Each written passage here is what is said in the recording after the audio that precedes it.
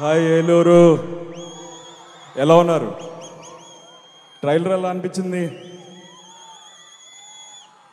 So Bhairavam ఈ cinema నా కెరియర్లో ఒక చాలా special film.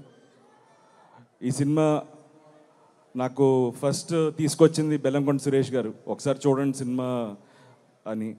So and then cinema చూడడం జరిగింది, నచ్చింది. అండ్ దెన్ విజయ్ డైరెక్టర్ అనేసరికి ఐ వాజ్ వెరీ కాన్ఫిడెంట్. తన ఉగ్రం కానీ నాంది కానీ ఎలా తను హ్యాండిల్ చేశాడో మీరు అందరూ చూశారు. సో అదే కాన్ఫిడెన్స్ నాకు ఉన్నింది. సో తను ఖచ్చితంగా, తనతో అయితే అసలు ఇష్యూస్ లేవు. ఈ క్యారెక్టర్స్ ఎవరు చేస్తున్నారు, సాయి అనేది ఆ క్యారెక్టర్ సాయి చేస్తున్నాడని తెలుసు. ఈ క్యారెక్టర్ ఎవరనేది ఒక చిన్న ఇది ఉండేది. ఎప్పుడైతే మనోజ్ అని చెప్పారో ఇంకా 100% తడిగుడ్డేసుకుని కూర్చున్నాం. ఖచ్చితంగా ఆ క్యారెక్టర్ తను చేసే డెఫినెట్గా న్యాయం చేయగలుగుతాడని నమ్మాం. So it was a special journey. నాకు బాబాయ్ నాకు చిన్నప్పటి నుంచి బాగా పరిచయం, వెరీ క్లోజ్.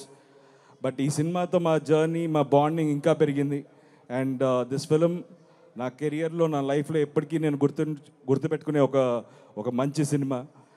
అండ్ ఈ సినిమా టీం, మా ప్రొడ్యూసర్ రాధామోహన్ గారు, ఆయన చాలా సినిమాలు చేశారు.